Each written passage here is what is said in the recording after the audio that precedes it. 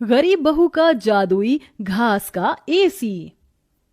एक छोटे से गांव में सरिता अपनी बहू और अपने गरीब परिवार के साथ रह रही थी। बेटा, आज हमें ये रात को सारा काम खत्म करना होगा, कल ये सारा ऑर्डर का सामान जाएगा। माँ, मैं तो कोशिश कर ही रहा था लेकिन घास ही खत्म हो गई। अब आप ही बताओ ना, मैं क्या करूँ? हमारे पास और कोई चारा नहीं है, हमें जंगल से और घास काट कर लानी होगी। इस समय जंगल में जाने का फायदा नहीं है, कभी भी कुछ भी हो सकता है। जंगली जानवर रात के समय ही बाहर निकलते हैं। अजय बिल्कुल सही कह रहा है बहू। अरे माँ जी, हम दो लोग अगर जाएंगे तो कोई जानवर पास नहीं आएगा, और फिर इतनी जल्दी कोई जानवर हमला नहीं करता। हमें ये ऑर्डर कल देना है, आप ये भी तो सोचिए। लेकिन बहू। माँ जी, आप चिंता मत कीजिए, कुछ नहीं होगा, बस आप बच्चों के पास ही रहना और उनका ख्याल रखना। अगर ये ऑर्डर नहीं गया तो बच्चों के लिए हम गर्मी से बचने के लिए कूलर भी नहीं खरीद पाएंगे। सरिता की बहू भाविका और उसका बेटा, वो तीनों घास से पंखे कूलर बनाने का काम किया करते थे, इसलिए उन्हें घास की जरूरत पड़ती थी। वह आधी रात के समय जंगल में जाते हैं। भाविका, जरा से भी हलचल हुई तो मुझे बता देना, कभी भी कुछ भी हो सकता है। ठीक है जी, मैं आपको बता दूंगी। अजय और भाविका दोनों ही जंगल में घास काट रहे होते हैं, तब उन्हें झाड़ियों से आवाज आने लगती है। क्या तुमने भी वहां से कोई आवाज सुनी है? हाँ जी, मैंने भी सुनी है। मैंने तुम्हें कहा था ना, इस समय आना ठीक नहीं है। चलो देखते हैं उधर क्या है। भाविका और अजय झाड़ियों के पास जैसे ही जाते हैं, उन झाड़ियों के पीछे से एक आदमखोर भेड़िया निकलता है। भाविका, भागो यहाँ से, यहाँ पर तो बहुत खतरनाक भेड़िया है। अजय और भाविका दोनों अपनी जान बचाकर भागने लगते हैं। अजय, अब हम लोग क्या करें? कहीं भेड़िए ने हमें खा लिया तो? रुकना मत, बस भागती जाओ। भागते भागते वो दोनों जंगल से किसी तरह बाहर निकल आते हैं और भेड़िया उनका पीछा छोड़ देता है।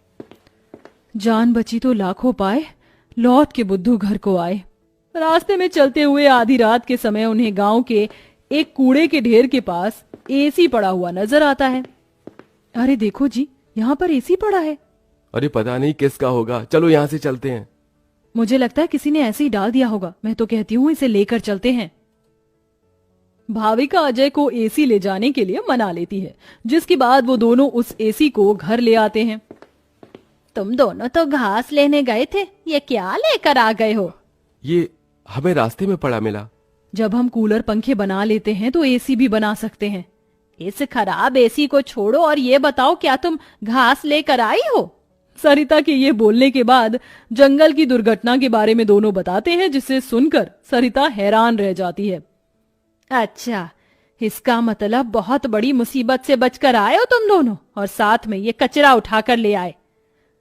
वह तीनों बहुत ज्यादा परेशान हो जाते हैं। कल का ऑर्डर पूरा करने के बाद उन्हें कुछ पैसे मिल जाते, लेकिन घास न होने की वजह से उनका ऑर्डर पूरा नहीं हो पाता और वह ऑर्डर कैंसिल हो जाता है। अगले दिन उनके टूटे फूटे घर के अंदर धूप की किरणें आने लगती हैं, जिससे बहुत ज्यादा गर्मी हो जाती है। हे भगवान, कितनी गर्मी लग रही है, घर में पंखा भी नहीं चल रहा है। मुझे भी बहुत गर्मी लग रही है। पिताजी पिताजी, हमें बहुत गर्मी लग रही है, हमारे घर में एक पंखा भी ठीक से नहीं चलता। बेटा, थोड़ा सा सब्र रखो, कुछ दिनों में मेरे पैसे मुझे मिल जाएंगे तो मैं घर के अंदर एक अच्छा सा पंखा लगवा दूंगा। हमारा वो ऑर्डर तो कैंसिल हो गया, लेकिन सुबह में घास ले आई थी मैं। चलिए गांव वालों के कूलर और पंखे में घास लगा देते हैं, उससे कुछ तो पैसे आएंगे। हाँ, तुमने सही कहा। भाविका और अजय दोनों मिलकर पुराने कूलरों के अंदर घास लगा रहे होते हैं और यहाँ घर में राजू दिशा गर्मी से परेशान हो रहे होते हैं। काश कि हमारे घर में भी कोई एसी होता। तभी दिशा की नजर उसके पिता के लाए हुए एसी के ऊपर पड़ती है। अरे राजू, जरा इसे देखो, लगता है पिताजी हमारे लिए एसी लेकर आए हैं, पर उन्होंने ये एसी अभी तक क्यों नहीं लगाया? क्योंकि ये एसी खराब है, बस इसीलिए। कल रात तुम्हारे माता पिता को यह कूड़े करकट में मिला था। ये सुनने के बाद राजू इस बात से तो खुश होता है कि उसके पिताजी पुराना ही सही, कम से कम एक एसी तो घर पर लेकर आए। कुछ देर बाद वह अपने दोस्तों के पास खेलने चला जाता है। ढोलू ढोलू, कहाँ हो तुम? चलो खेलते हैं। आज मैं नहीं आ सकता, बहुत गर्मी है, और इतनी गर्मी में मेरा मन नहीं कर रहा है आने का, क्योंकि मेरे घर के अंदर एसी लगा हुआ है। मैं उसकी ठंडी हवा में ही बैठना चाहता हूँ। क्या कहा? तुम्हारे घर के अंदर भी एसी है? हाँ, और हमारा एसी बहुत अच्छा चलता है, बहुत ठंडा कर देता है घर को। पीले दांत वाली बहू। रंजना कभी ब्रश नहीं करती थी। उसे कितनी बार उसके माँ बाप ने डांटा, लेकिन उसका कोई असर उस पर होता ही नहीं था, जिस कारण से उसके दांत पीले पीले हो जाते हैं। शादी के बाद। अरे बहू, वैसे तो तुझ में कोई कमी नहीं है, पर तेरे दांत दांत इतने पीले कैसे हैं बेटा? कैसे मतलब? कोई सर्जरी थोड़ी ना कराइए। वो तो क्या नाम, मैं ब्रश नहीं करती थी तो पीले हो गए। अब क्या करूं? आप कहे तो लाल करवा लूं या फिर काले? यार ये क्या है, क्यों माँ से लड़ रही हो? लड़ रही हूँ? अरे मैं लड़ रही हूँ या ये बोल रही है कि दांत पीले हैं, पीले। अरे तपस्या थोड़ी ना की है इन्हें पीले करने के लिए। बकायदा ब्रश नहीं किया है 20 साल तक, तब जाकर। छी, कैसी बात कर रही हो? ये उस वक्त तो पीले नहीं थे जब हम लोग तुम्हें देखने आए थे। अरे तब साफ करवा लिया होगा डेंटिस्ट के पास जाकर। अब देखो कैसे पीले पीले लग रहे हैं। रंजना सास की तरफ गुस्से से देखती है। फिर शुरू हो गई पीले पीले पीले। अरे पीले तो तब भी थे जब मेरे हाथ का रसगुल्ला उड़ा उड़ा कर खा रही थी और बोल रही थी, लड़की नहीं गुणों का खजाना दे रहे भाई साहब आप। खैर, अब वो लोग करते भी तो क्या करते, पीले दांत वाली बहू पल्ले पड़ी थी तो झेलना तो था ही। एक दिन कीर्तन में रंजना गाना गा रही थी। अरे कमला बहन, माँ का द्वार है, यहाँ तो सब शुद्ध होकर आते हैं, फिर अपनी बहू को ब्रश भी नहीं करवाती तुम। दूर से पीले पीले दांत भक्ति में बाधा उत्पन्न कर रहा है। अरे कोई 2 साल की बच्ची थोड़ी ना लेकर आई हूँ मैं बहू बनाकर। अच्छी खासी लड़की है, अरे कैसे करवाऊं ब्रश? ये तो उसे खुद करना चाहिए ना। अब माँ बाप तो इसके जैसे तैसे निपटा दिए, ये नहीं सोचा कि सास कैसे संभालेगी। सास बहू को लेकर घर आ जाती है, लेकिन सोच लेती है कि अब इसे लेकर कहीं नहीं जाएगी। अगले रोज बहू कहती है, अरे क्या हो गया, मंदिर नहीं जाना क्या? कीर्तन का वक्त हो रहा है। मेरी मधुर वाणी से कान्हा जी जागते हैं और सोते हैं। आप तो जानती है ना उनकी भक्ति में कितना मन लगता है मेरा। वो क्या है ना, तबीयत ठीक नहीं लग रही है मेरी, आराम करूंगी मैं। तबीयत ठीक नहीं लग रही? अभी तो मिथुन के गाने पर नाच रही थी आप, और अब बोल रही है कि तबीयत ठीक नहीं लग रही। अरे भक्ति में मन लगा लो सासू माँ, ऊपर जाना है, क्या मुंह दिखाओगी आप? हाँ? सास को बहू की बात पर गुस्सा आ जाता है। मैं क्या मुंह दिखाऊंगी, इसकी चिंता तो ना कर, समझी? अपने मुंह की चिंता कर, जो ये पीले पीले दांत लेकर हर जगह पहुंच जाती है। पता है लोग कितना मजाक बनाते हैं। ना जी ना, मैं नहीं जाना कहीं तेरे साथ। तो ये बात है, कोई ना, मत जाओ, मैं अपने कमरे में ही बैठकर भक्ति कर लूंगी। ऊपर वाला दांत थोड़ी ना देखता है, मन देखता है, भावना देखता है। और अरे बस बस, तू सब कुछ दिखा, बस ये सफेद चमकदार दांत ना दिखाना किसी को, है? जा यहाँ से। बहू को सास की बात का कोई फर्क नहीं पड़ता, वो तो जैसी थी वैसी ही रह जाती है। सुबह नहाकर किचन में खाना बनाना, फिर खाना खाना, कीर्तन भजन करना और सो जाना। एक दिन, माँ जी मैं सहेली के घर जा रही हूँ, शाम को लेट आऊंगी। हाँ हाँ, तो जाना, मैंने कौन सा तेरी आरती करनी है घर पर बैठकर। रंजना सहेली के घर जाती है, जहाँ वो पार्टी में जाने की तैयारी कर रही होती है। अरे शिखा, कहाँ जाने की तैयारी कर रही है? मैं गलत वक्त पर आ गई क्या?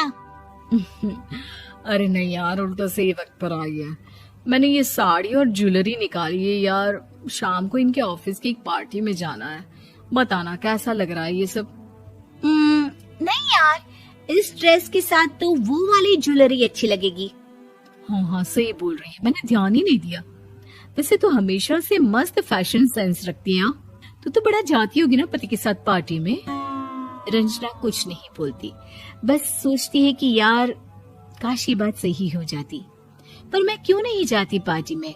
क्या इन लोगों की कोई पार्टी होती नहीं होगी? रंजना घर आती है और रात में पति से सवाल करती है, एक बात बताइए, आप मुझे किसी पार्टी में क्यों नहीं ले जाते? क्या आपकी यहाँ ऑफिस में पार्टी नहीं होती? पति बेचारा गांव की जिठानी। शांति अपने दो बेटों अर्नव और आरुष के साथ शांति से जीवन बिता रही थी, लेकिन शांति के पति सोहन से उसकी कभी कभार थोड़ी अनबन हो जाती थी। एक दिन शांति रोज की तरह सुबह का खाना बना रही थी, तभी दरवाजे की घंटी बजी। घंटी की आवाज सुनकर वो दरवाजे की ओर जाते हुए कहती है, अरे आती हूँ, कौन है, सब्र करो। शांति दरवाजा खोलती है तो देखती है कि उसके जेठ मोहनदास सामने खड़े होते हैं। वो सक पकाकर अपना घूंघट करती है और पैर छूकर कहती है, आइए आइए जेठ जी। कैसी हो शांति? जी मैं तो बिल्कुल ठीक हूँ, सब आपकी मेहरबानी है भाई साहब। शांति और मोहनदास की बातें सुनकर शांति का पति सोहन और उसके दोनों बेटे बाहर आ जाते हैं। अरे भैया राम राम, कैसे हो आप? राम राम भाई। अरे शांति, ऐसे खड़ी खड़ी क्या देख रही हो? चाय कॉफी कुछ लेकर आओ, भैया आए हैं। शांति तेजी से रसोई की ओर आगे बढ़ती हुए कहती है, अरे मेरी माँ, गेट खोलने के चक्कर में मेरे तो चावल ही जल गए। वो दौड़ी दौड़ी रसोई में जाती है और देखती है कि सारे चावल जल गए हैं। वो दोबारा चावल बनाने में लग जाती है। इतने में सोहन आवाज लगाता है, अरे शांति, तुम्हारे चावल का रोना खत्म हो गया हो तो चाय ले आओ। जी लाती हूँ अभी। शांति जल्दी जल्दी चाय बनाती है और मोहनदास को चाय देती है। सब एक दूसरे की खैर खबर पूछते हुए चाय पीते हैं। चाय खत्म होती ही मोहनदास शांति की ओर देखते हुए मजाक में कहते हैं, शांति, अब तुम्हारी चाय में दम नहीं रहा, अब हमें चाय बनाने वाली बदलनी पड़ेगी। ये कैसे मुमकिन होगा जेठ जी, घर और बाहर का सारा काम मुझे ही करना पड़ता है और कभी कभी जल्दी जल्दी के चक्कर में काम बिगड़ जाते हैं, जैसे आज चावल जल गए। अरे इसी का तो हल लेकर आया हूँ। मैंने रिश्ता देखा है अर्नव और आरुष के लिए। दोनों लड़कियाँ बहुत सुंदर और सुशील हैं। अगर आप दोनों इजाज़त दें तो बात करूँ आगे। सोहन और शांति रिश्ते की बात सुनकर कहते हैं, अब ठीक है, बात चलाइए ना भैया, पर पहले लड़की के बारे में कुछ बताइए तो सही। हाँ हाँ भाई साहब, लड़की कैसी है, परिवार कैसा है, कहाँ के रहने वाले हैं? देखो, परिवार तो बहुत अच्छा है, पर वे दोनों लोग बहुत गरीब हैं। दहेज में कुछ मिलेगा नहीं। अरे हमें दहेज में कुछ चाहिए भी नहीं, बस लड़की संस्कारी होनी चाहिए। एक लड़की तो पढ़ी लिखी है और शहर की रहने वाली है, पर दूसरी अपनी गरीबी की वजह से पढ़ न सकी और गांव में रहती है, लेकिन दोनों है बहुत खूबसूरत। अगर तुम सबको देखते ही पसंद ना आ जाए तो मेरा नाम बदल देना। हाँ, पर तो हम आंखें मूंद कर भरोसा कर सकते हैं भैया। आप आगे बात चलाइए, हम शादी करने को तैयार हैं। कुछ ही दिन में अर्नव और आरुष की शादी हो जाती है। आरुष की शादी अनपढ़ लड़की मंजरी से हो जाती है, जो कि बहुत भोली भी होती है, और अर्नव की शादी पढ़ी लिखी लड़की तनुजा से हो जाती है, जो कि घमंडी और चालू होती है। एक दिन मंजरी घर के काम कर रही थी कि अचानक शांति उसे आवाज लगाती है, बड़ी बहू, ओ बड़ी बहू, मंजरी जल्दी यहाँ आओ। मंजरी जल्दी जल्दी शांति के पास जाती है। बेटा मेरे पैर दबा दे, बहुत दर्द हो रहा है। जी माँ जी, बस बर्तन धोकर आती हूँ। अरे बैठ यहाँ, मेरे पैर में बहुत तेज दर्द हो रहा है, बर्तन छोटी बहू धो लेगी। मंजरी शांति के पैर दबाने लगती है तो शांति तनुजा को आवाज लगाती है, छोटी बहू, ओ छोटी बहू। तनुजा थोड़ी देर से आराम से चलकर आती है। जी माँ जी, आपने बुलाया मुझे? आपको कोई काम था क्या? तू कुछ काम कर रही है या? शांति की बात काटते हुए तनुजा बोलती है, कुछ नहीं माँ, फोन पर अपने घर पर बात कर रही थी। अरे बाद में बात करियो अपने घर वालों से, पहले जाके बर्तन धो ले। तनुजा मुंह बनाते हुए अपनी जिठानी की ओर देखती है और मन ही मन कहती है, ये महारानी वहाँ बैठी है, ये नहीं कि बर्तन धो ले। मैंने इतनी पढ़ाई बर्तन धोने के लिए की थी क्या? तनुजा दांत पीसकर वहां से चली जाती है। अगले दिन सब दफ्तर चले जाते हैं, तभी डाकिया चिट्ठी लाता है। शांति चिट्ठी लेकर मंजरी से कहती है, बड़ी बहू, जरा छोटी बहू को बुलाना, एक चिट्ठी आई है। मेरी तो आंखें कमजोर है तो मुझसे पढ़ा नहीं जाएगा। मंजरी तनुजा के पास जाकर कहती है, तनुजा, तुम्हें माँ जी बुला रही हैं। मुझ पर हुक्म मत चलाओ, काम बताओ काम। अरे मैंने तुम पर कहाँ हुक्म चलाया, और हुक्म चला भी दूंगी तो क्या हुआ, तुम तो मेरी छोटी बहन की तरह हो ना। तुम जैसी अनपढ़, जाहिल और गांव की गवार मेरी बहन नहीं हो सकती। बेचारी मंजरी तनुजा की बात सुनकर अपना सा मुंह लेकर रह गई। बेटी से रिश्ता। कहानी मयंक और विभा की है। मयंक एक अच्छी नौकरी करता था, लेकिन विभा की जाति का ना होने के कारण विभा के माता पिता शादी के लिए नहीं मानते हैं। पर जब दोनों अपनी मर्जी से शादी कर लेते हैं तो क्या है विभा, 6 साल हो गए हैं शादी को, लेकिन एक दिन नहीं गया कि तुम माँ पापा को याद कर परेशान नहीं होती।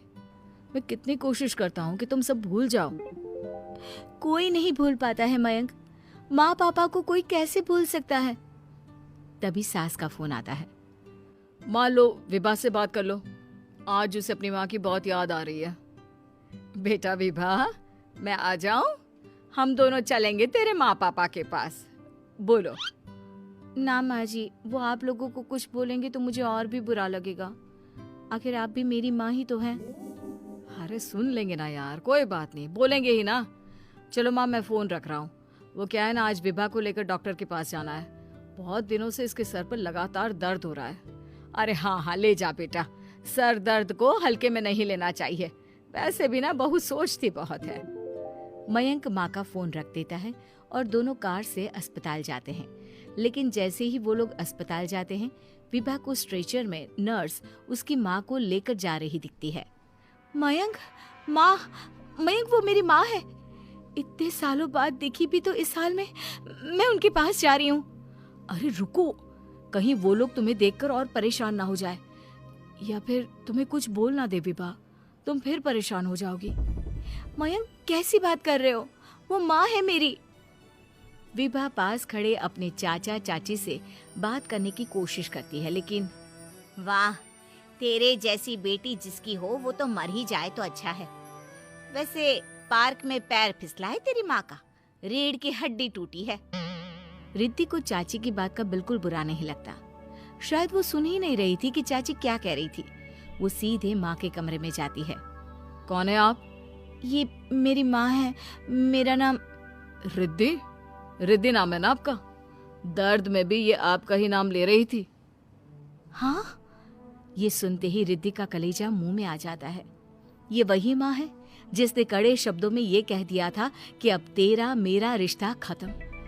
फिर रिद्धि का पति मयंक भी वहां आ जाता है। सामने खड़े होते हैं रिद्धि के पिता। पापा, क्या हुआ माँ को? वो पार्क में गिर पड़ी, रीढ़ की हड्डी में चोट आई है। रिद्धि पिता की तरफ देखती है, लेकिन पिता मुंह फेर लेते हैं। पता है मयंक, माँ दर्द में मेरा नाम ले रही थी। मेरी माँ मुझे याद कर रही थी मयंक। मैं माँ को कुछ नहीं होने दूंगी, देख लेना। हाँ रिद्धि, हम मिलकर माँ का ख्याल रखेंगे, उन्हें फिर से खड़ा कर देंगे। लेकिन भैया कहाँ है? रिद्धि पिता के सामने जाकर खड़ी हो जाती है। पापा, भैया कहाँ है? वो अमेरिका में है, वो नहीं आ पाएगा। रिद्धि फिर माँ की ओर ध्यान कर लेती है। उस पूरी रात रिद्धि माँ को देखती खड़ी रहती है। पिता मन ही मन सोचते हैं, जब इतना ही प्यार था तो क्यों चली गई किसी एक अजनबी के लिए हम सभी को छोड़कर। तभी डॉक्टर बाहर आते हैं। आपकी वाइफ को होश आ गया है, क्या मैं उनसे मिल सकता हूँ? जी नहीं, वो बार बार अपनी बेटी का नाम ले रही है। रिद्धि बेटा, तुम अंदर चली जाओ। माँ रिद्धि को देखकर रोने लगती है। बेटा, माँ के गले लग जा। मैंने तो सोचा था तेरा चेहरा देखे बिना ही मर जाऊंगी। ऐसे कैसे? भला मैं अपनी माँ को कुछ कैसे होने दे सकती हूँ? माँ उठने की कोशिश करती है, लेकिन वो उठ नहीं पाती। देखिए, आपकी रीढ़ की हड्डी में फ्रैक्चर है। मुझे प्यास लगी है, पानी पीना है। रुको माँ, मैं हूं ना, मैं पिलाती हूँ पानी अपनी माँ को। कोई और नहीं आया? तेरे चाची चाचा आए थे माँ, पर शायद मुझे देखकर चले गए। जाने दे, इस वक्त भी पुरानी रंजिश देख रहे हैं। और रंजिश भी कैसी? माँ अपनी बेटी से नाराज ही तो थी। रिद्धि अब पूरे समय माँ के साथ रहती है। उनके हर काम को करने में उनका सहारा बनती है। फिर एक रोज, आज आपको चलने की कोशिश करनी थी, लेकिन हमारे फिजियो के डॉक्टर नहीं आए जो आपको पकड़कर चलाते, तो फिर आज। डॉक्टर साहब, मैं हूं ना, मैं माँ को चलने में मदद करूंगी। रिद्धि माँ को चलाती फिराती, उनके खाने पीने का ख्याल